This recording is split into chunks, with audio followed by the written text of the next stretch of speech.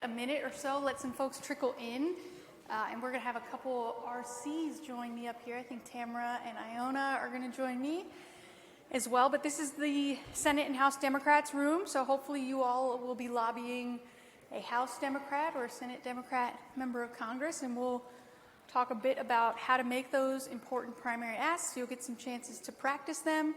You'll see some practicing from our fantastic RCs, and we'll have a chance for Q&A as well. So awesome. All right, well, we will go ahead and get started.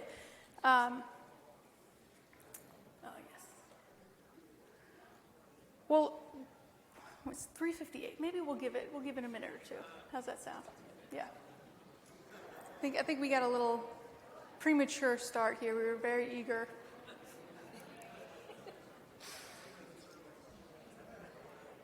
You guys having a good time? Yeah! Let's play some games, dude. I know! Dance party?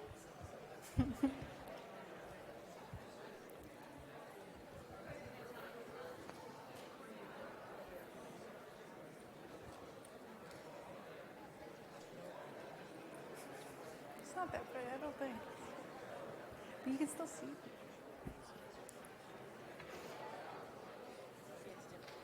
I'm Jack Wall from Casco Fort. Since I've been unsuccessful so far in having any of my questions addressed, I thought I'd bother you. Absolutely. 1 minute.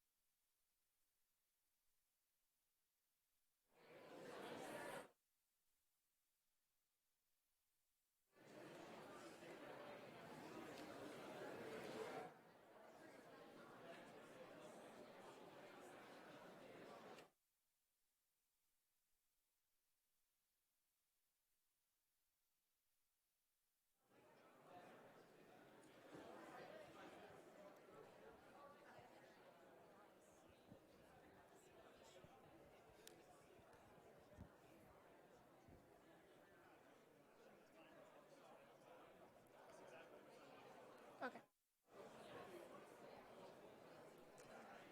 All right. Well, we are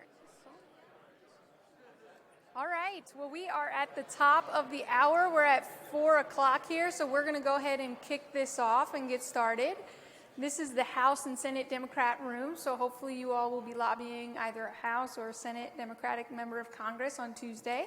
We're going to talk a bit about the primary asks. We're going to have some modeling of how to make the asks, some time for you all to practice making the asks on your own, and then some time for Q&A for both permitting reform as well as EICDA. And I'll give some general thoughts on the Democratic caucus at large, some of the distinctions that might be helpful for us as we go into our lobby meetings. So first, I want to make sure we do some introductions because we have some fantastic regional coordinators up here with me. So you guys know me, I'm Jen, but I'll let you two introduce yourselves. Is this working? It is. Hi, everybody. I'm Tamara Staten. I have been the regional coordinator for the Greater Pacific Northwest, and I'm also the Education and Resilience Coordinator. It's great to be with you today. Thanks for being here.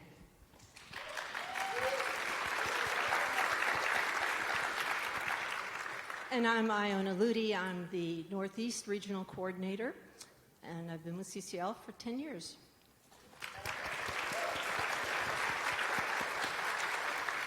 Awesome.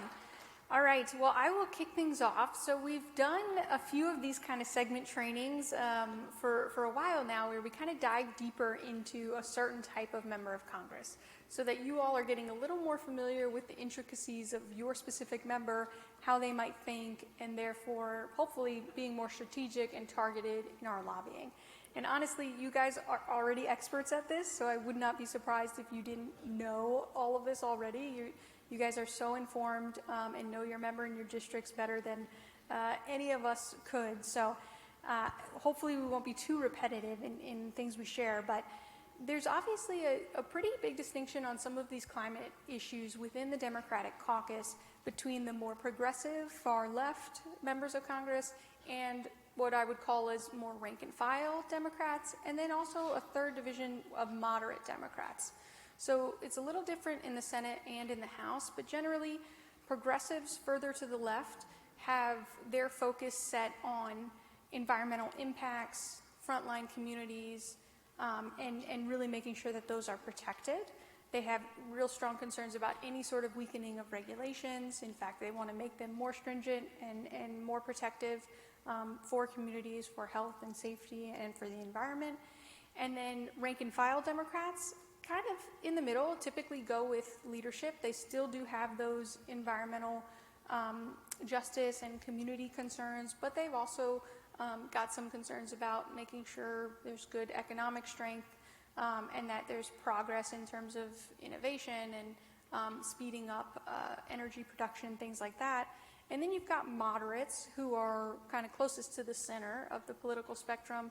And those moderate Democrats really approach climate from a very local perspective.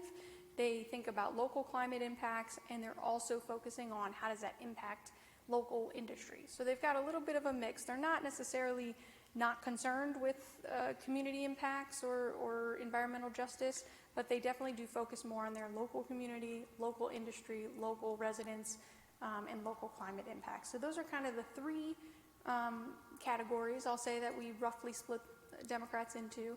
And there's nuances to each of them, but for the sake of our first primary ask, permitting reform, there's a few different ways to approach it. The first way that I think you approach it for any member is starting with common ground.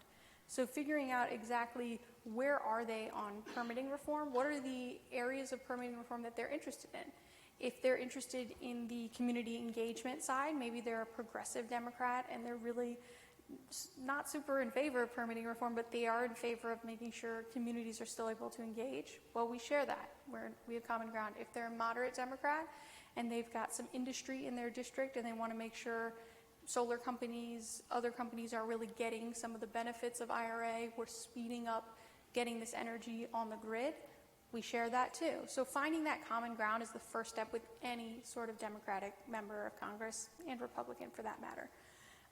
Once you have that common ground, you're able to go in and start on that note. And that way we're forming this kind of alliance with them. We're coming in as a trusted messenger. We're not coming in right away with just our asks. We're coming in talking about what we know they care about. So it's going to immediately make them understand that, oh, first, these people have done their research. They know me well.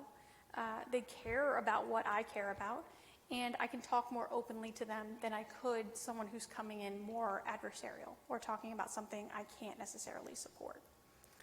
So after you start with common ground, the next thing we really want to focus on is our message, which obviously we want permitting reform. We just talked about in the previous session, we want comprehensive bipartisan permitting reform that does two things: that speeds up the approval of clean energy projects, so we're lowering emissions, and protects the health and safety of communities.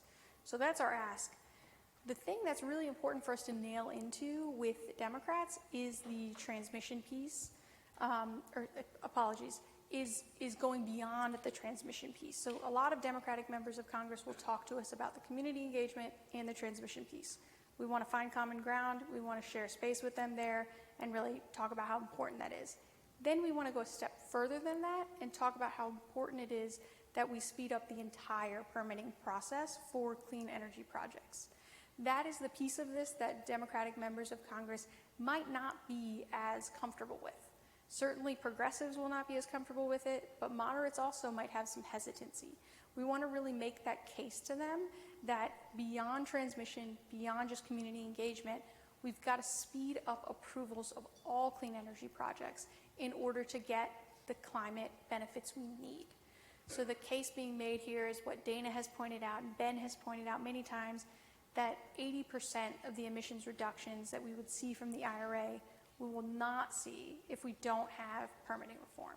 So we want to make that case to Democrats that we appreciate where they stand currently, if they're in favor of transmission and community engagement, but we've got to go further.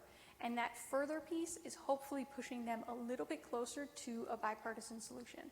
And the Republicans on the other side of this hallway are having that same conversation. How do they kind of push the Republicans towards having that bipartisan conversation? So that's our goal, is to find that common ground, but then really that opens the door for us to push them a little closer to an ultimate compromise, a solution, a bipartisan package on permitting reform. So that's kind of the overall framework I think is helpful when making some of these permitting reform asks. I'll pause there and I'll let you all maybe go into some modeling, some examples of how that actually might look in a Democratic office. Okay, great. Well, I'm going to be the volunteer, CCL volunteer, and Iona is going to play our trusted member of Congress. So we'll arrange here, since you want to come close. Yeah, there we go. Perfect. Okay. So we've talked to you in the past about carbon pricing. As you know, we've been here a number of times, and we've also recently expanded our policy agenda to include healthy forests, building electrification and efficiency, and permitting reform, which is our focus for today, actually. So we're asking you to work in a bipartisan manner to enact needed changes for our energy infrastructure permitting process. We really need to drive down emissions, greenhouse gas emissions, and speeding up the approval of clean energy projects, while also protecting the health and the safety of all Americans. And I have a question for you, but just real quick here. We know that you're concerned about permitting reforms, and that could harm NEPA protections. And we also want to make sure that our communities are protected from environmental impacts. So could you tell us more about what you would like to see in permitting reform legislation? Well, I don't think we need major permitting reform at all. We need small changes here and there, and we can do it in small bills without endangering NEPA. And any new rules must be fair, giving communities a say so that they can protect themselves from environmental and health concerns. Yeah, that all makes sense. And we really agree that this needs to be done thoughtfully, protecting our communities from potential pollution or other harmful impacts. We're also concerned that we won't meet our climate targets without additional significant permitting reforms. I'm not sure if you're aware, but more than 95% of energy projects waiting to build are actually solar, wind, and battery projects. But currently, unfortunately, it takes an average of 4.5 years for federal agencies to complete environmental impact statements for major energy projects. And these are important assessments. And we really need them to move faster so that we can bring these clean energy projects online. How can we do both to make it easier for these clean energy projects to get built while also protecting communities? Well, requiring agencies and developers to be proactive about getting community engagement early on in the process would help. Yeah, and where do you think the common ground is with your Republican colleagues? Well, I'm a person of few words. On the project side of things, we all want to get energy projects completed. True. That's true. Awesome. That's you. That's all. So now it's your turn to try your hand, or your mouth, I should say, with your partner somewhere close to you out there. And so go ahead, and I think you have a handout, right? But you also have your brain. So just go ahead and practice. Remember, you don't have to get it perfect, don't have to get it right. If you have some questions, there are some regional coordinators who are milling about. You can grab one of them. Or you can also ask a question. There's some cards on your table. So you have about 15 minutes to practice, I think, right? All right, have at it. Have fun.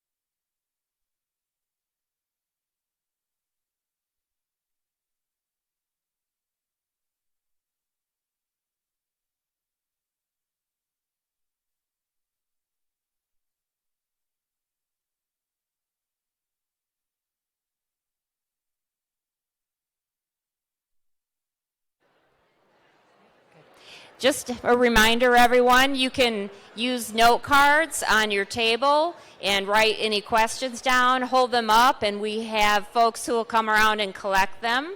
We're going to do Q&A in just a few more minutes. Thanks.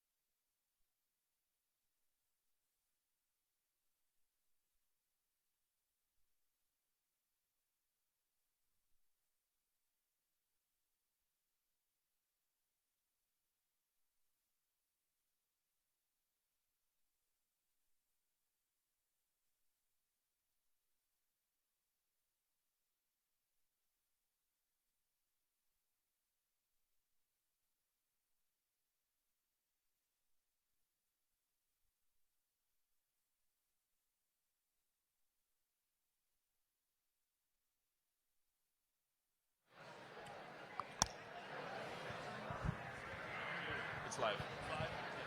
Hey, Flannery. Children get a hat? This is live.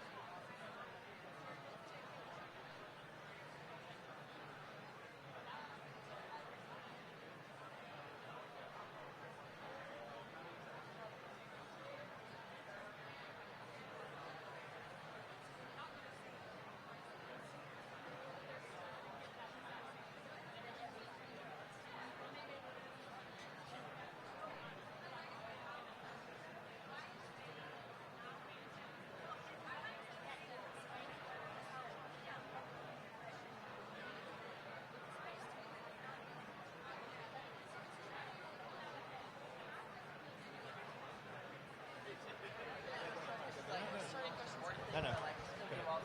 Give her a good.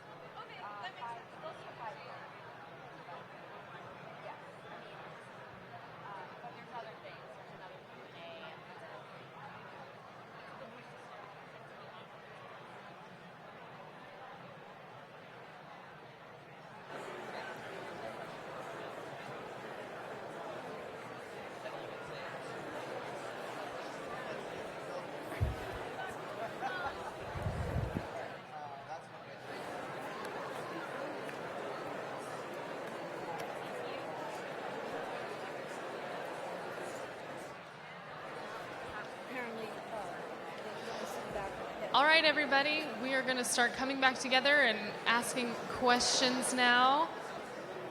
Thank you for all your questions that you've submitted on the cards here.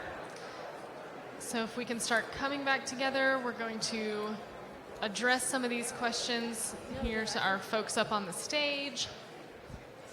And we're going to Apparently they can only see the back of my head. and we're going to start to explore some of this a little deeper. Okay, so Jen,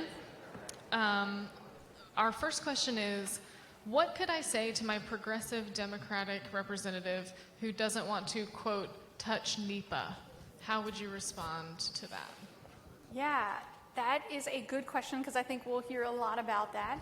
I think, first starting from a place of common ground, we do not want to gut environmental protections. We don't want to gut safety protections, community protections, any of that. We want to make sure all of those things are still in place and serving the purpose they were intended to serve, which is to protect the environment, protect our air, water, endangered species, all of the above. That being said, I think, there's a recognition that those laws are incredibly old, and there is a way to modernize those. There is a way to tweak those in ways that are not going to harm any of the protections. It's not going to change any of the outcomes ultimately, but what it would do is get us to those outcomes quicker. So I think Ben said it really well earlier. We don't want to just make sure good projects are approved more quickly. We want to make sure bad projects are not approved more quickly. So right now, NEPA's not working. A lot of these laws are not working. They're taking a long, long time. Most of the time, these projects are getting held up in litigation. We want our environmental protections to be effective, to be efficient. We want these projects to be disposed of if they're not good for our communities or for our environment early on in the process, so that we're not spending federal dollars, we're not spending agency time, companies are not spinning their wheels on things, and instead we can move towards these beneficial projects. So I think we can definitely find common ground on NEPA and also express that it's not functioning the way it should right now from an environmental standard perspective either, and so there's room for improvement there. All right. This question is asking about the debt ceiling bill and the permitting reform that was included in that. Do we still expect projects to take, on average, 4.5 years of review? Did the debt ceiling permitting reforms change that at all, or is that still the same? Yeah, I do not know if the calculations have been done and there have been projections just yet, because it's a pretty new bill, only a few weeks since it's been signed into law, and it was written very last minute. But certainly there will be some improvements from the debt ceiling legislation in terms of the permitting process. That being said, a lot of those improvements are going to be pretty small. They're not negligible, they're important. It was very meaningful, especially given that it was bipartisan and it's an opening step on permitting, but it's not going to drastically reduce the timeline. It's not going to drastically change our entire permitting process. It's really some minor tweaks and improvements, but there's a lot more we have to get done that's necessary in order for us to have really meaningful reductions in those permitting timelines to get this clean energy online. All right. When talking to Democratic representatives, is it helpful to frame the build-out of transmission as a national security issue? Do you see connections or opportunities there? Absolutely. If that is a topic that your member is concerned with, maybe they're on the Homeland Security Committee or the Intelligence Committee, and they're concerned about, or Foreign Affairs, they're concerned about national security, that's absolutely an important way to frame transmission, and frankly, all of permitting, because if we don't have more reliable energy coming on our grid, a more reliable grid itself, we have a real national security concern on our hands. We already do. So definitely that's one of those ways you can look at what does your member care about, what committees are they on, and frame permitting as it best relates to them. In this case, national security. Maybe if they're on transportation and infrastructure, it's more of an infrastructure perspective, from a jobs perspective, whatever it might be, figuring out that angle to kind of get in and find that common ground and start that conversation with them. All right. This question asks, what if the member of Congress asks what permitting reform bill CCL supports? It's a good question because there's a lot of bills out there. Our response to that is that we don't have a comprehensive bipartisan permitting bill yet.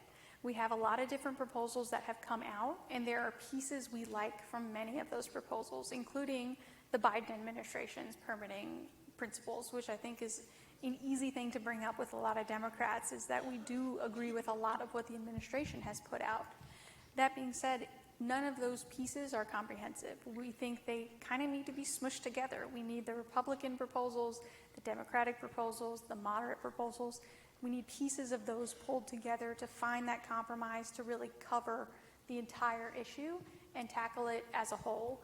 And that's not something that's been put out there just yet. So we're still kind of pushing for that compromise bill. It's not out there yet. That's our message. That's our ask this year, is we want to get to that bill. We don't have it yet. All right.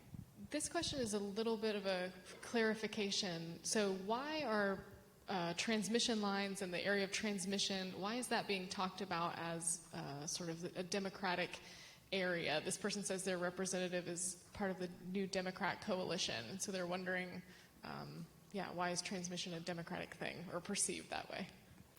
Yeah, so transmission generally, I think every member is in favor of transmission, getting energy from one place to another.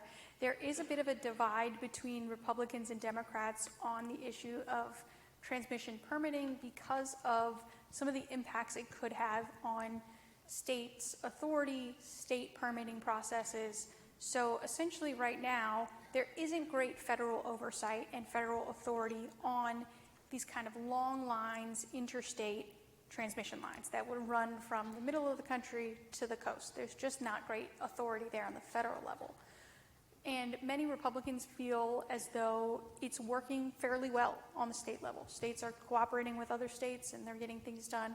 And there's a concern that having increased federal authority is going to negatively impact those states' ability to get things done, and also would impact the cost. There's an issue of cost allocation in transmission, where, as you can imagine, if you have a transmission line built from the center of the country to the coast, there's a lot of states that it's going to be built in. Who's paying for that line? The people on the end of it who are getting the energy, the people who are producing the energy, the people in the middle. How do you split up that cost? So Republicans have a lot of hesitancy about what that could look like if you're giving the federal government authority over approving those transmission lines and determining the costs. Democrats, on the other hand, are viewing this as a really important climate priority of getting that clean energy from place to place. There isn't as much hesitancy of what that federal oversight might look like. There's support for it. The thought that FERC, which is the main body that already has the most authority on this stuff of any agency, the authority they already have, they think FERC has the capabilities to extend that further and to do a great job with it. So that's why we talk about it as a Democratic priority, because Democrats are largely in favor of federal transmission permitting reform, giving the federal government more oversight so we can bring these long transmission lines online. Republicans just have more hesitancy, which is why we need to push them a little more on that issue, which is so important for the overall emissions and getting that clean energy from place to place. All right, and we have a couple of questions from here in the room and also from the folks tuning in on Zoom. People are wondering, how will permitting reform affect energy prices? Is there anything we can say about that? Yeah, ultimately, I just talked a little bit about cost allocation. So there's a lot of questions about these new projects coming online, how those are going to be split between states and things like that. But ultimately, the more energy we have, the more reliable energy we have, and the quicker we're able to have that energy, the lower the cost is. It's pretty much supply-demand at that point. So the more we're able to get these renewables online, get this clean energy produced, and then get it to the cities and the places that need it, the lower that cost ultimately will be, instead of relying on traditional forms of energy or less reliable forms of energy, just given that there aren't as many. All right. This question is about the secondary or the supporting ask about the seedlings bill. If a representative says that they're interested in reforestation, if that's conversation's going well, could we ask that representative to introduce a companion bill in the House? I don't see why not. Absolutely. We are trying to get a seedlings bill introduced. So definitely, I think pointing it out to members who are interested in reforestation or even, if there's wildfire issues, things in that general realm is definitely helpful. We trust you. You know your member well. You see good opportunities. And a lot of times we've had really good successes with volunteers making big asks like that. So definitely go all out. Awesome. And we have one more question that we'll take here and then hand it back over to you guys for the next portion of the program. Would you mind explaining CBAMs just a little bit? This says a little further, but maybe we're looking for a high-level, simple explanation of a CBAM. And also, if you could just say, is that useful or productive ask to bring into a Democratic office? Yeah, so I'll start with the second part of that.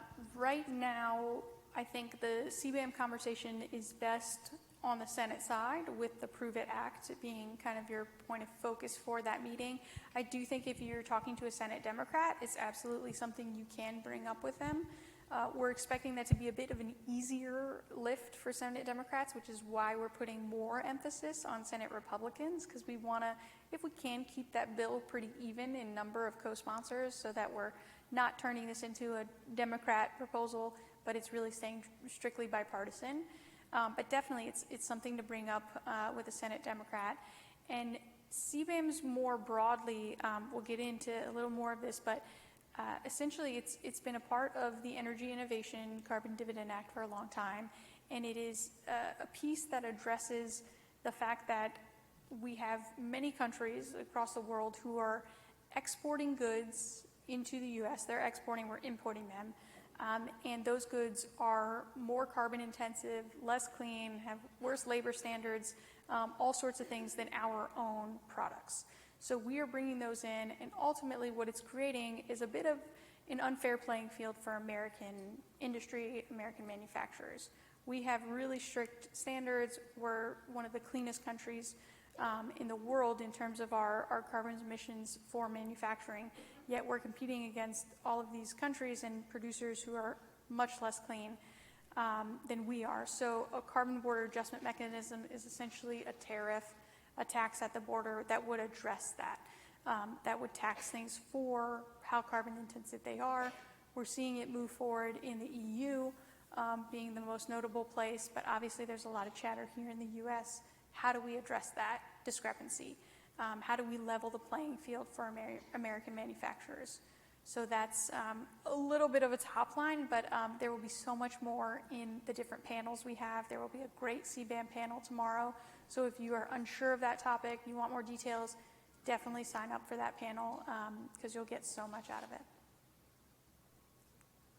All right, and that is all of our questions for now. We'll have another round of questions later. But now that we're already talking about CBAMs, let's dive into carbon pricing, our second co-primary ask. So on the House side, with House Democrats, we'll be talking about the Energy Innovation Carbon Dividend Act. As I said, Congressman Carbajal out of California will be the lead sponsor. He is getting ready to introduce that in the coming weeks.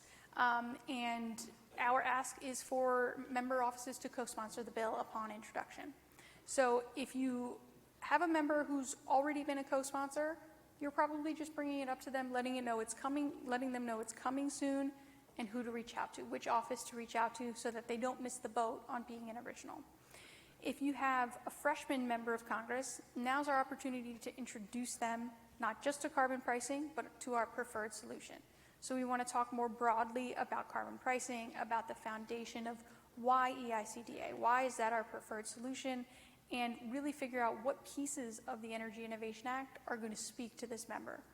If they're a progressive member, maybe it's the dividend we're talking about, making households whole, focusing on how important it is that no energy costs are increasing for anyone.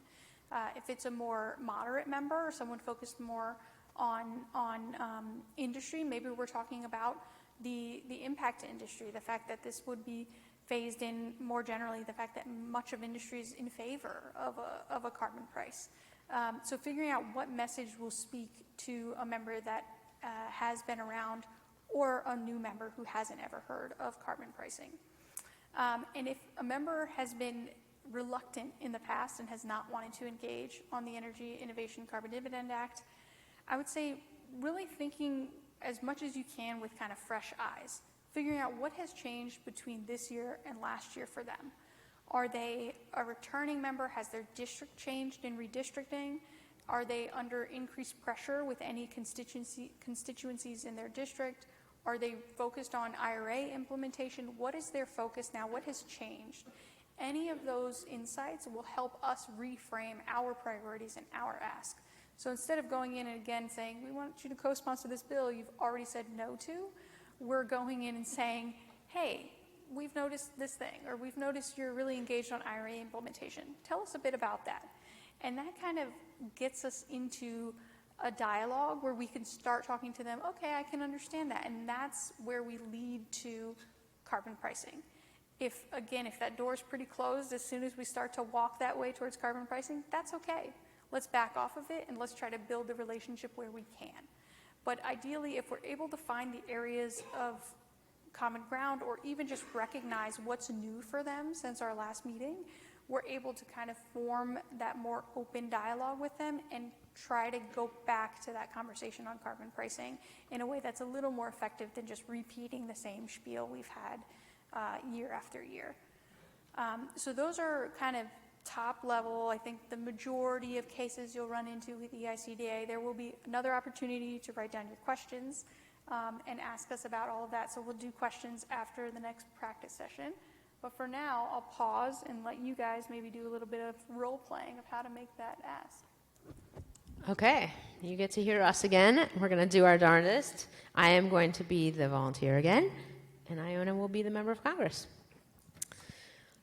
So, in addition to permitting reform, we also are asking you to co-sponsor the Energy Innovation and Carbon Dividend Act when it's reintroduced this Congress, which hopefully will happen really soon. We are not yet on a trajectory to reduce emissions to the point that prevents the worst climate outcomes from happening and protects the health and safety of American communities in our economy.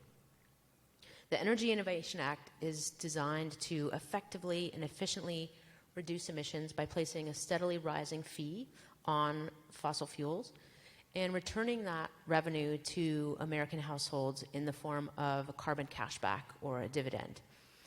This is a popular policy that was almost included in the IRA last year, as you may be aware. Are you familiar with this type of policy, and what are your thoughts about it?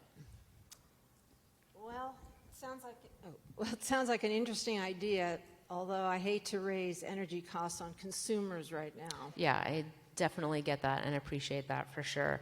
A study was done on the household impacts of an earlier version of the Energy Innovation Act.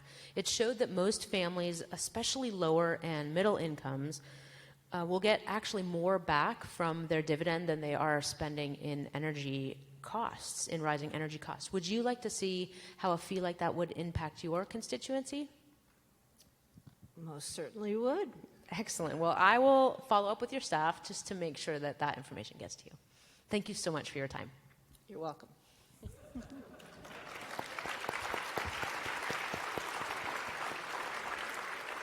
Okay, so it's your turn now. Once again, like before, we'll wander the room if you have any questions or you want to run anything by anybody, or there's some questions, cards perhaps left on your table. And I believe you get another 15 minutes. So enjoy.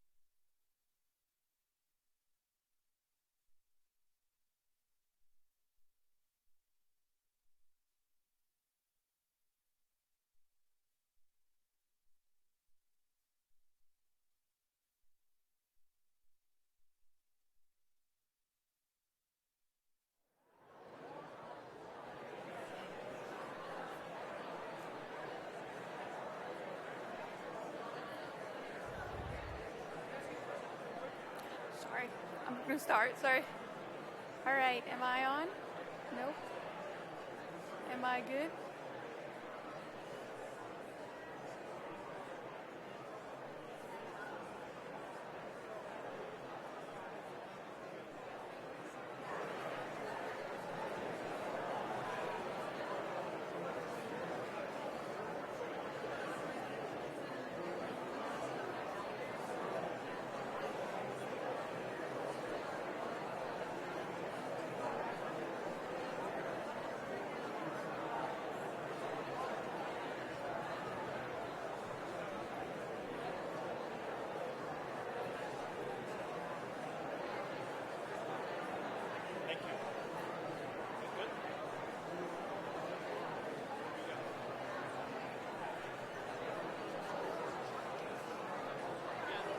All right. I think we're back. Thank you so much. I don't know if my All mic's right, on. everyone, we're going to start coming back together. Thank you for submitting your questions. We're going to bring it back together now and go up here to Jen on the stage and ask some of these questions. All right. I think everyone Bring we're going it to bring back together, folks. All right, Jen. So we've got a lot of good questions back here. First, we're going to start with just a clarifying question on the dividend. So how is the dividend allocated to people? This person's asking, is it proportionate to the amount of carbon used by a family, or is the dividend uniform regardless of carbon usage? Yeah, it is not based on the carbon. It is definitely uniform. The goal here, I think we've got a big mission to reduce emissions, but definitely the focus is making sure that all American households are whole. So it doesn't, it's not based on emissions consumed or used or saved or anything like that, but definitely is equitably distributed to make sure that no households are disproportionately impacted and that everyone is made whole, especially those who are lower and middle income. Gotcha. So everybody gets the same dividend. All right. Sorry. So this next question is,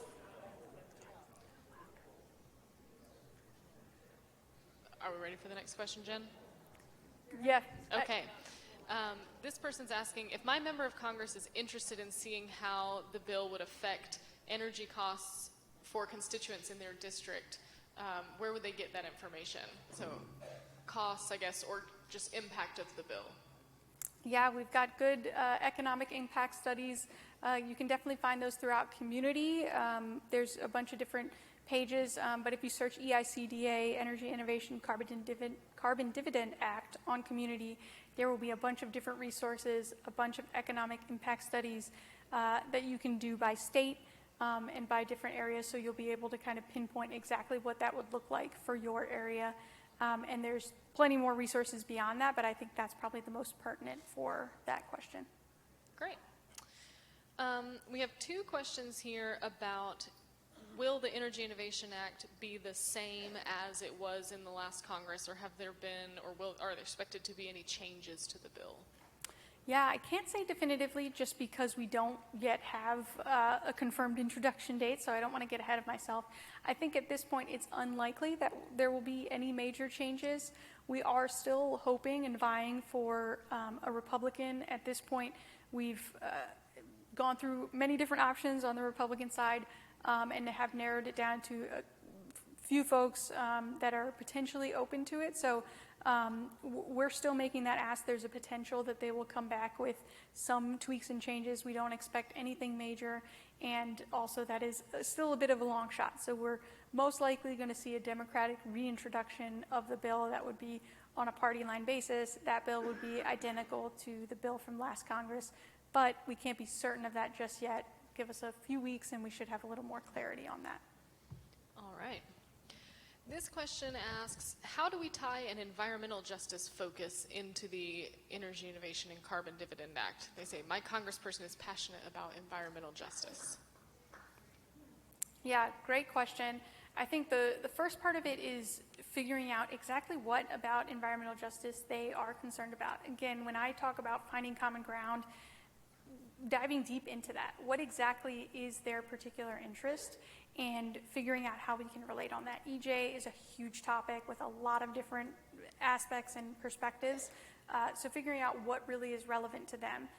When we're talking specifically about EICDA, I think the easiest kind of access point to that is the dividend, is our focus on making sure that no households are negatively impacted, and highlighting also the cost of inaction, and the fact that the cost of inaction on climate obviously is tremendously high. It's disproportionate in some of those frontline communities that see the impacts of these natural disasters much more frequently and with much higher costs than other communities.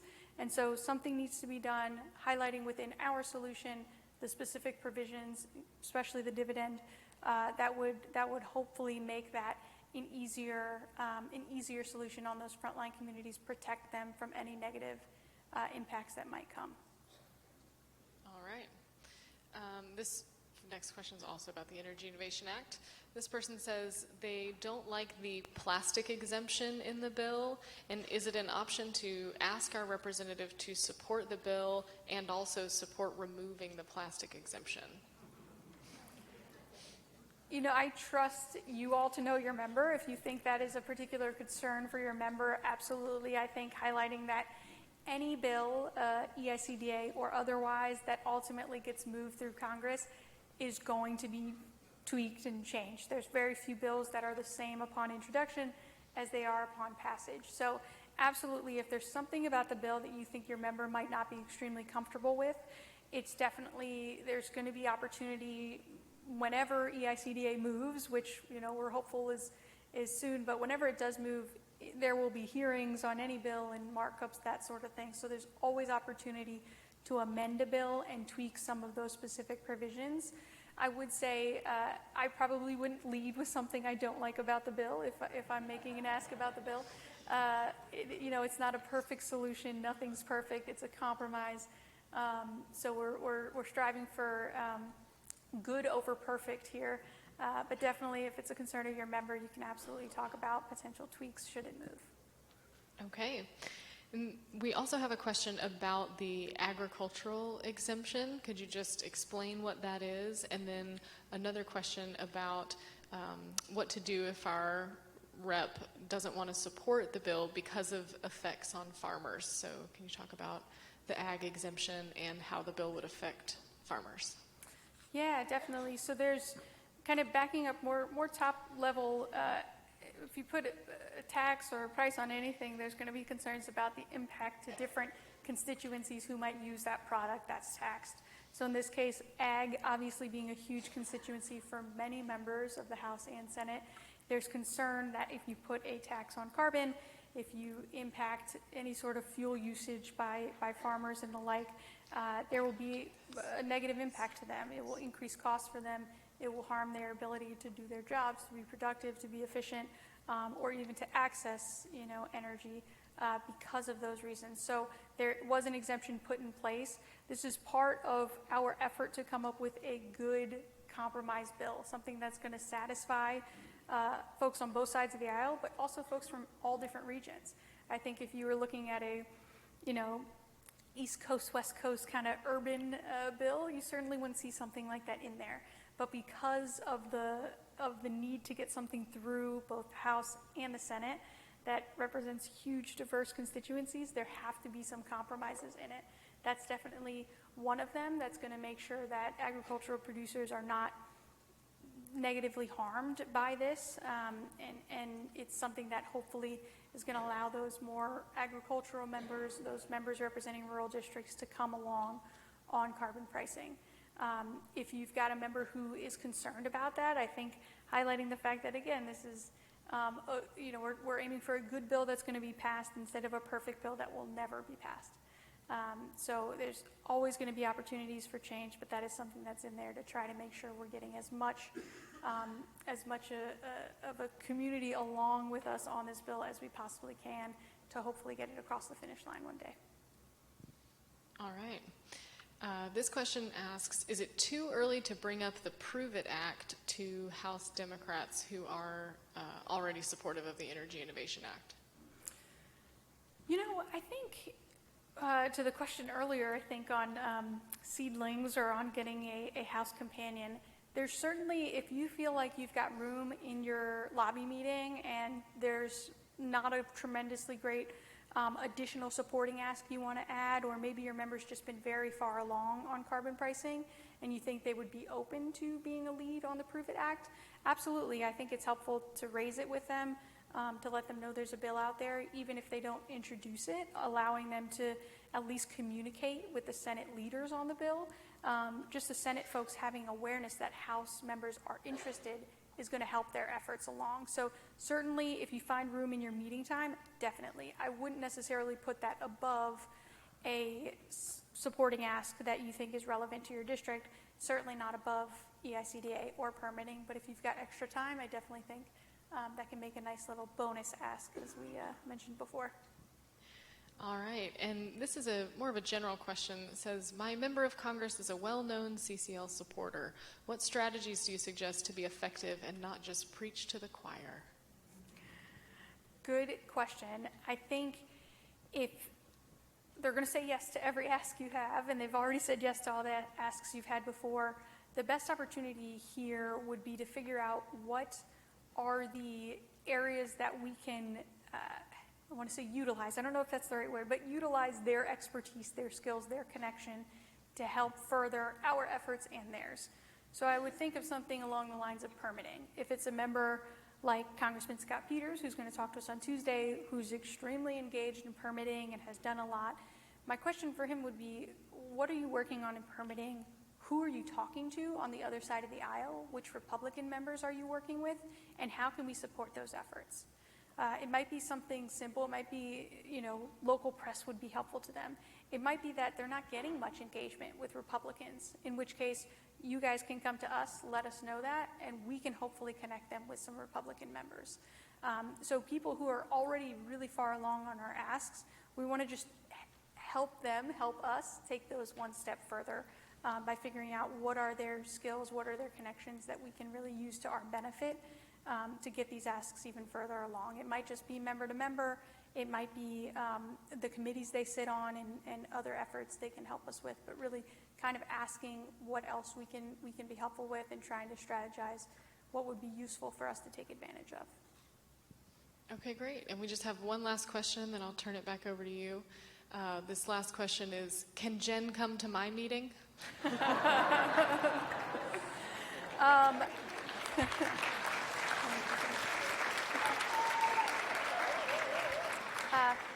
My answer to that would be it depends on the member. Thank you guys. This has been great being up here. Before we close, we've got one last really exciting segment here. We've got 3 volunteers that I'm going to ask to come up and join me on stage that are going to share some of their stories with their members of Congress. And I think you guys will get some glimpses into some really good strategies that they've employed and just really helpful moments along the way. So I'll let them settle in with me, and we'll do a little bit of introductions.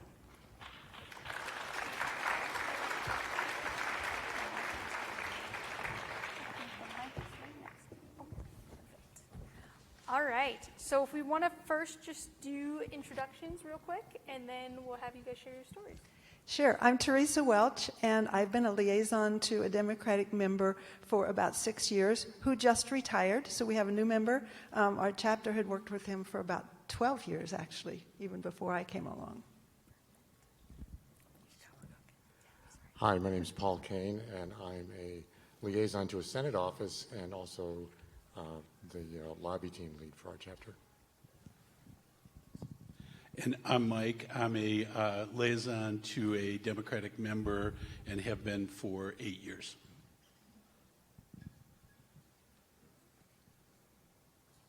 All right, and we can kick it off with our stories. So whomever would like to go first, by all means, go for it. I'll go for it. So my story is a story about listening and perseverance. We worked with this member for about 12 years.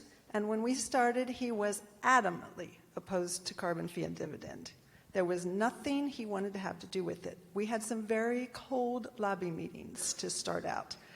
We asked him about fee and dividend in every town hall, and every time the answer we got was, I will never support that policy.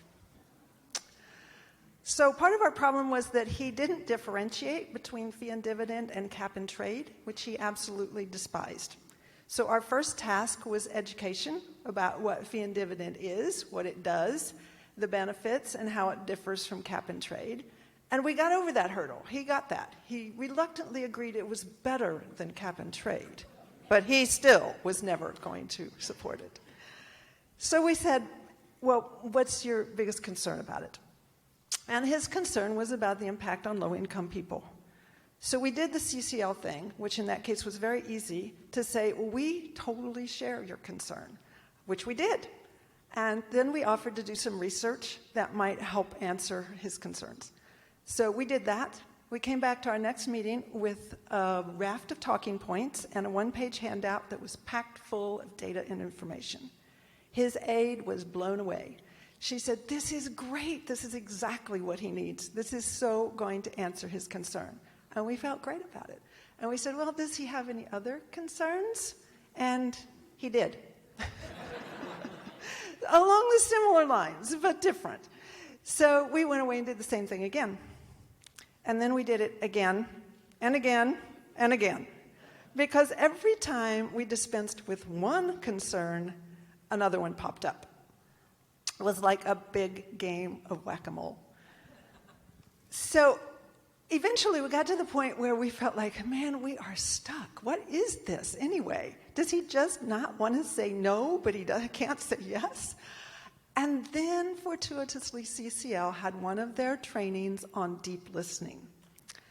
And we realized that for all of these years, we had been hearing very clearly what his stated concern was each time and responding to it. But what we were missing was the fact that every time he mentioned one of those problems, he always got in some comment about millionaires and billionaires. And we realized what we were missing was a value, a deeply held value, a belief that was just visceral for him, that the inequality in this country is not acceptable. And therefore, he could not accept the idea of millionaires and billionaires getting any dividend. Once we realized that, we felt freed. We didn't have to keep trying to get him to co-sponsor the bill because he wasn't going to. We couldn't change the bill. We couldn't change his mind about that. But what we could do was build his support for everything else about fee and dividend, everything else about the bill except for that one little detail that he didn't like. So that's what we set out to do. In 2021, one of the committees he was on had a members' day, which is sort of an open mic time, and each member gets 5 minutes to say something that's important to them. And he said in that meeting, the solution to climate change is a carbon fee and dividend policy.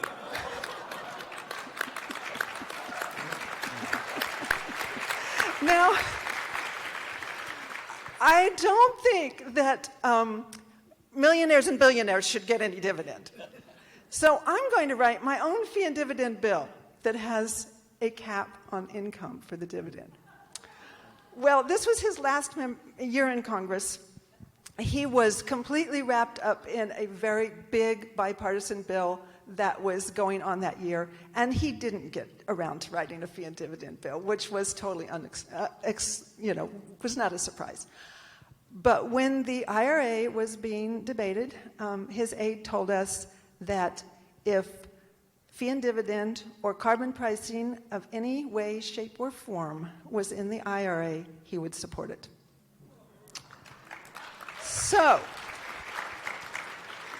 my words of wisdom are these: listen, really listen, persevere, and never let never be the final answer.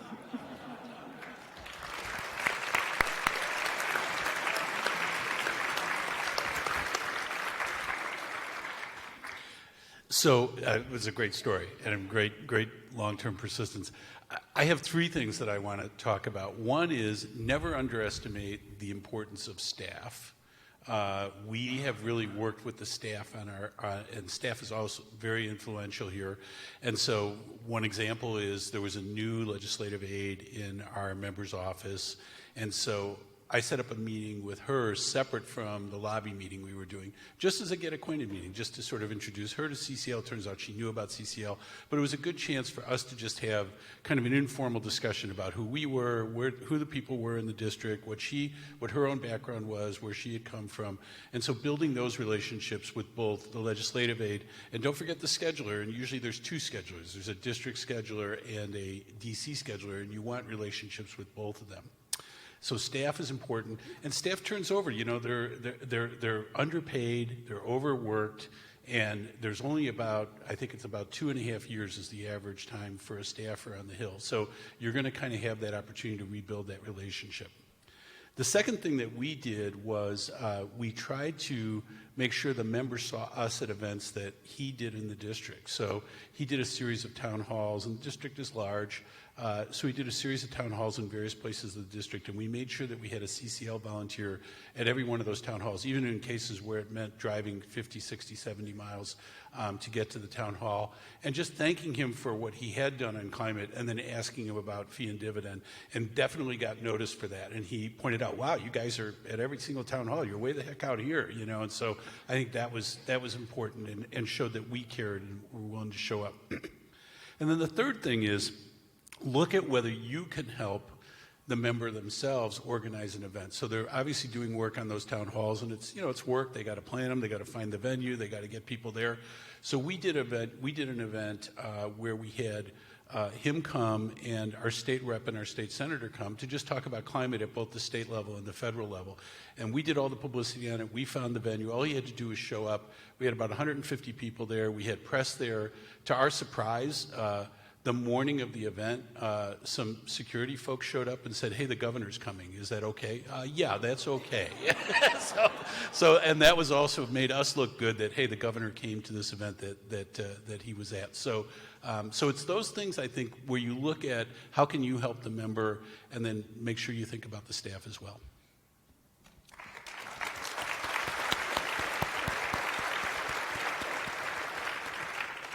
So I think in our story you'll hear some definite similarities. Back in 2018, our congressional seat was empty after the passing of our longtime Congresswoman, who our chapter had met with many times. This was before my time with CCL, and actually had made very little progress with. She was a big fan of cap and trade, and we wanted to talk about carbon fee and dividend. Despite all the other things we loved her for, we were looking forward to a clean slate with a new representative. And there was a politician from the state government who was an obvious candidate.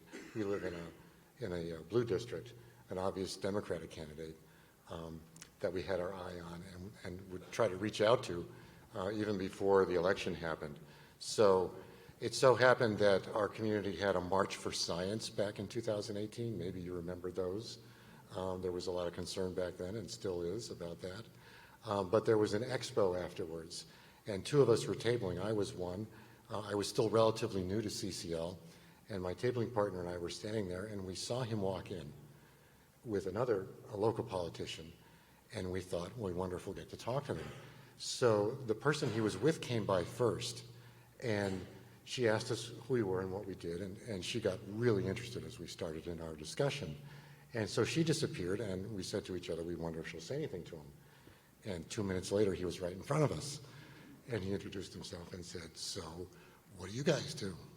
So my tabling partner, I was still relatively new, she launched into a perfect laser talk. Remember laser talks? We practiced those on carbon fee and dividend. It was really spot on. My jaw was dropping. She did such a great job.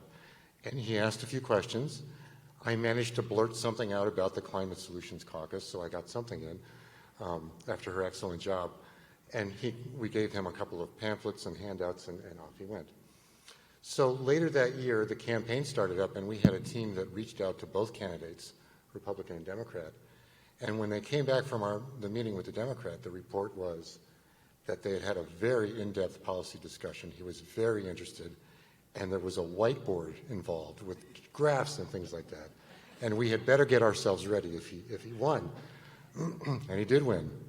So the following spring, we arranged a meeting with our new representative, and we decided we had better bring the A team and we better be ready. We had a very nice discussion. He asked a lot of questions. His biggest concern was what to do with the dividend. His idea was, to invest that money, and a lot of Democrats think this way. Let's invest that money. We want to protect these communities that could be hurt by rising energy prices. Let's do it by funding energy upgrades and the things that they'll need. And we, armed with our CCL information, we're coming back with all the reasons we thought, and you know very well, why there should be a dividend. So we left it at that, and one of our members who's sitting here taking a video of me talking right now wrote a white paper, basically, a 4 or 5 page white paper with a lot of information gleaned from our excellent CCL research department, the household impact study, et cetera, tailored to his district. And we sent it in. And a long time went by. And then our liaison called up the office and said, so about that white paper that we sent in. And the staffer said, oh yeah, we're going to co-sponsor, didn't we tell you? No, you didn't. He said, well, okay, let me just double check and make sure we've sent in the paperwork. And then he called back again and said, yes, we sent the paperwork in, we're going to be on the bill. And by the way, he's going to have a press conference and he wants you to be there. So we did that.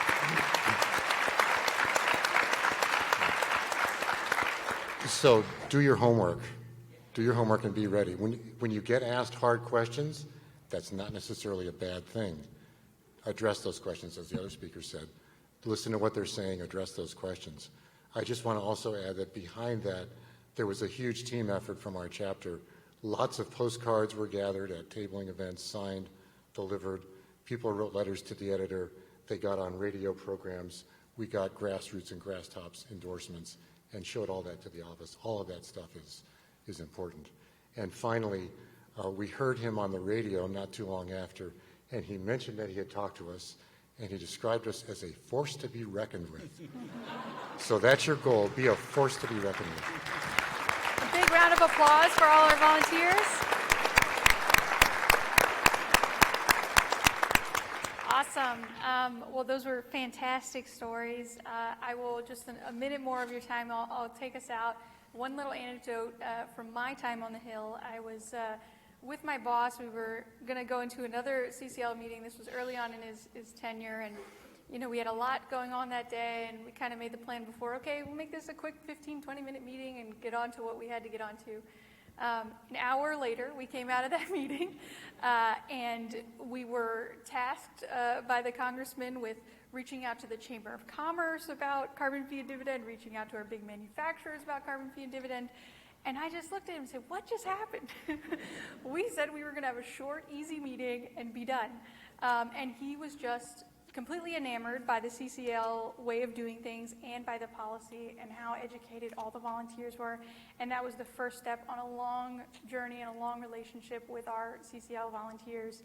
And he made the remark later on in his relationship with the volunteers that if they could push him that far on a policy like carbon fee and dividend that he thought he would never engage on, imagine how far they could push him on other topics.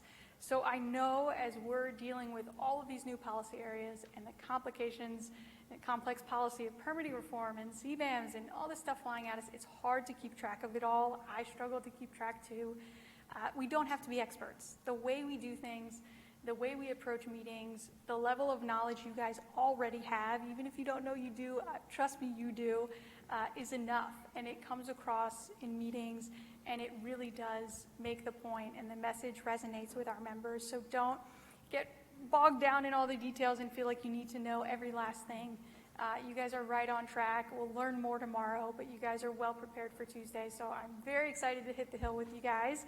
I look forward to seeing you all back here tomorrow at 9 a.m. And thank you guys so much for joining.